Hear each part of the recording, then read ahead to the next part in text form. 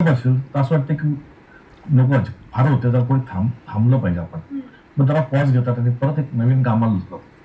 ह्या चित्रपट हा जरी प्रेरणादायी चित्रपट असला तरी आम्ही काम करताना आम्हाला देखील त्यातनं बरंच शिकायला मिळालं. खऱ्या आयुष्यात तू जसं म्हणते तो नवऱ्याने तुला सांगितलं असं असं. आता आम्ही काम करताना आम्हाला जाणवत होते की खरंच आणि खरी गोष्ट आहे ना. खरी गोष्ट आम्ही साकारतोय आणि त्यावेळेस त्या कॅरेक्टरना म्हणजे ज्यांनी ते पास झाले 10वी सोपं नाही 10वी पास होणं. आता ह्या एजला येऊन. हा ना आपण म्हणतो की त्यांनी हे केलं ते केलं पण सोपं नाहीये. सोपं नाहीये तर बाबा खरंच त्यांचा स्ट्रगल आहे. पण त्यांच्याकडे एम चांगला होता. चिडूरकर सारख्यांनी ते कमिशनर होते ज्यांनी ही आयडिया आणली म्हणजे ज्यांनी करायला लावलं. तुम्ही सगळ्यांनी प्रातःशाळेत जायचंय आणि यावर्षी 10वी पास करायची. मी निलेश माळी तुमचा नवीन शिक्षक.